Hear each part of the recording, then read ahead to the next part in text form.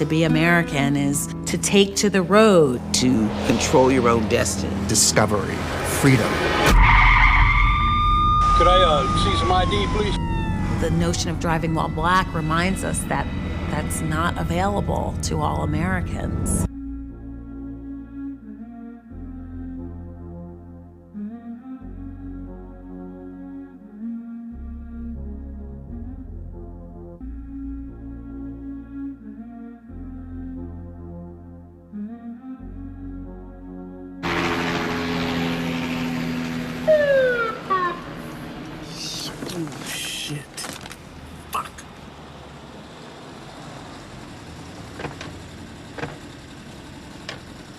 Driver, put your hands on the steering wheel.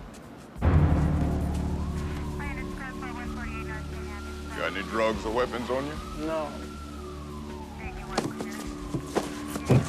I didn't do nothing. You think you tough? Think you tough, huh? Oh. You scared now, huh? I like that. That's why I took this job. I hate little motherfuckers like you. Little niggas, you ain't shit.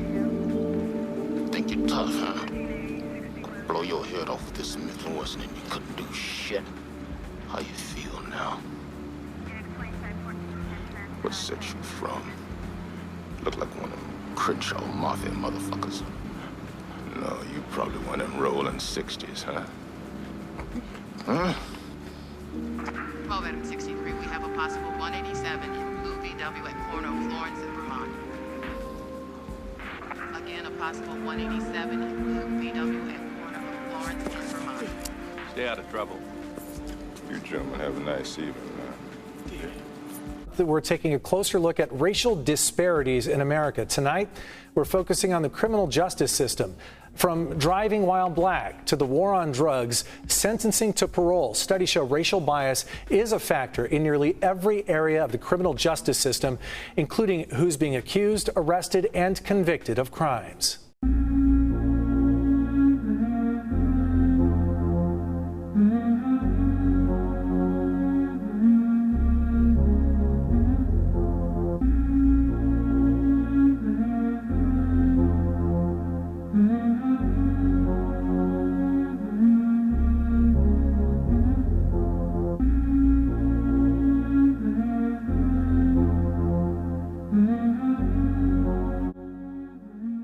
Let's start with the disproportionate risks of driving while black. In 2017, researchers at Stanford University studied 4.5 million traffic stops by the 100 largest police departments in North Carolina.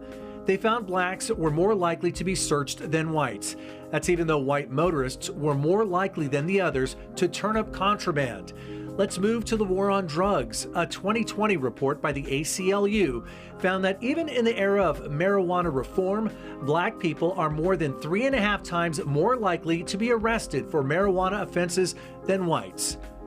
Turning to the bail system, a 2011 study of bail in 5 large U.S. counties found that blacks received a $7,000 higher bail than whites for violent crime, $10,000 higher for crimes related to public order, and $13,000 higher for drug crimes. Let's move to prosecutors and plea bargaining.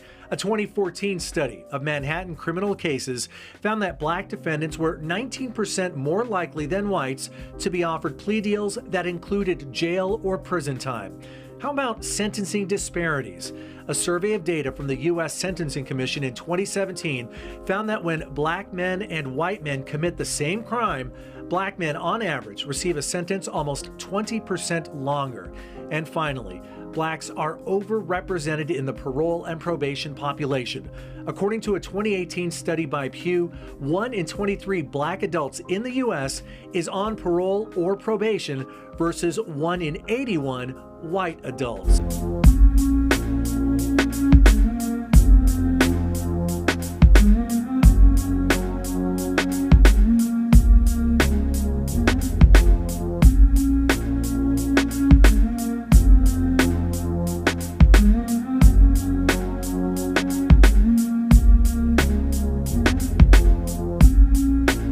I'm both angry and sad. It's just like you look at the system and there are these harsh realities that people of color have to face, harsh realities that black people face. Edward Ward says when he sees police in the rearview mirror, he prays he won't be stopped again. But just yesterday, as this video shows, he was stopped yet again, the 7th time in a year. Being stopped again. Officers stopped nearly 600,000 drivers in 2019. That's more than 1,600 traffic stops each day citywide. Our analysis of police data shows black drivers are stopped in Chicago at a far greater rate, meaning a simple trip to work or the store can often lead to police contact. With black drivers telling the I-Team they often feel targeted behind the wheel. I've been pulled over by the police quite a few times. In July, when the I-Team talked with Edward Ward, he said that in the only year he has ever even owned a car, he'd been pulled over by Chicago police 6 times. I'm actually being stopped again by the police. He even captured this video during a July police stop on the West Side. You're just preparing for police to pull you over. I mean, there is not a moment that goes by when police are riding behind me where I don't fear being pulled over. In 2019, Chicago police stopped more than 368,000 black drivers, more than 6 in 10 of all traffic stops citywide. But when you factor in the greater number of white drivers on the road than black drivers, the racial disparity is even worse. In Chicago, black drivers are stopped at a rate almost 5.6 times higher than white drivers. Black drivers were stopped so much more often than white drivers, and it really raises concern. There is something happening in Chicago that needs to be addressed. And the numbers are climbing fast. Traffic stops are significantly increasing in Chicago. In 2014, Chicago police only pulled over 87,000 people. Last year alone, they pulled over 500,000 more drivers than 5 years ago. All the increase in the surge has been among innocent people. As the number of police stops increase and police continue to stop black drivers at a far greater rate, our data analysis shows they're actually citing black drivers less often than white drivers. That means while black drivers are more likely to be pulled over, they're less likely to be cited for wrongdoing. These are the kinds of things that are piling up. And people know that they're being disrespected. People know that their time isn't worth anything. People know that the police completely suspect them of everything, even if they're doing nothing. So the weight of this kind of policing is just enormous on poor and black neighborhoods in Chicago. It is really concerning to think what kinds of strategies CPD is using that's resulting in these kinds of disparities. And especially not seeing a lot of actual traffic citations really suggests that these stops are being used for some pretextual reasons. It's resulting in harassment of communities of color without any kind of seemingly legitimate police justification. CPD tells the I-Team officers are trained to stop vehicles after a traffic violation or potential crime has occurred. While more resources are deployed to areas that have more violent crime, we do not target individuals based on race or community. We teamed up with other ABC-owned station investigative teams to track this problem nationwide, finding on average since 2014 in Los Angeles, Philadelphia, and Houston, the disparity between black and white police stops is smaller than in Chicago.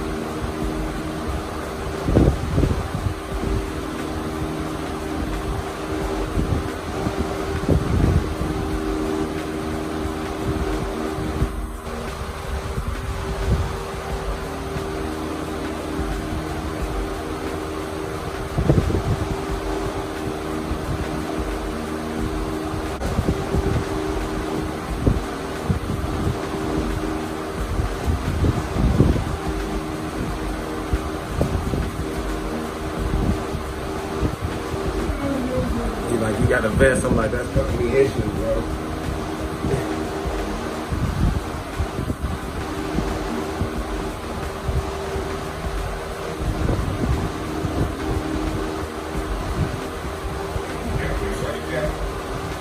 And I just told him I worked for him, you know, I told him everything, because I just proved him all. He's like, damn, he ain't lying. I'm headed into work now, man.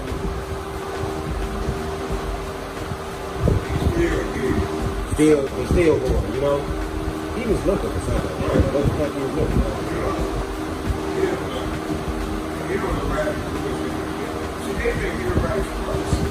Mm-hmm.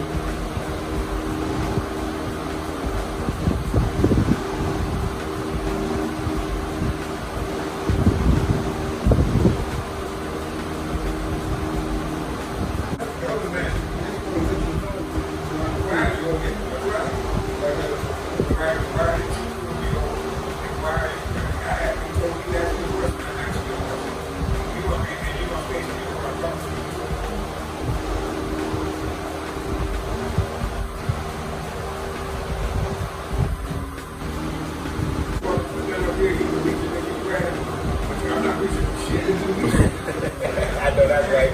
You can reach, I ain't reaching, brother.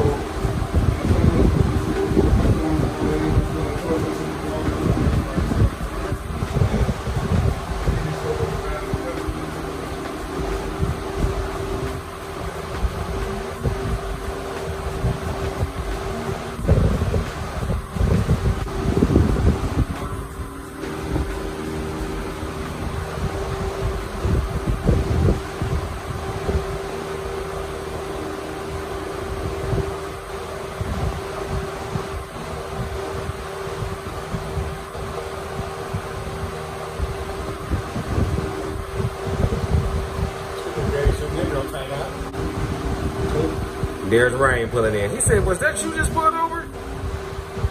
Another one occurred in my career as a Dallas Cowboy, the night with James Washington. My rookie year here in Dallas, and obviously I just got drafted probably 2 weeks prior to our first camp, or 10 days prior to our first camp. And James Washington, who actually had a vehicle at the time, a white Mercedes, he and I decided, a bunch of us decided to go to a nightclub. And James and I did not know the way, but he only knew one way that somebody told him. And so we ride down the street called Harry Hines, and Harry Hines is a street where some night walkers hang out at. And I didn't know this. I didn't know the severity of it until we got pulled over by some Dallas cops. And they got out. Some of them had the guns drawn. They come and approaching the car and they shine the lights and people don't, and the cops probably, they know what they're doing because they shine the light to the point where it's in your face where you can't see nothing anyway. Yeah. So if you disoriented and moving around, I can see how they can put a cap in somebody easy. Yeah. But at the end of the day, we put our hands up out the window and so forth, and you know, they asking for driver's license and everything else, treating us like criminals, like we about to do something wrong, all because we're in a Mercedes-Benz. So we driving while black, be honest with you. And these are black cops. So it's not like these are white cops, these are black cops.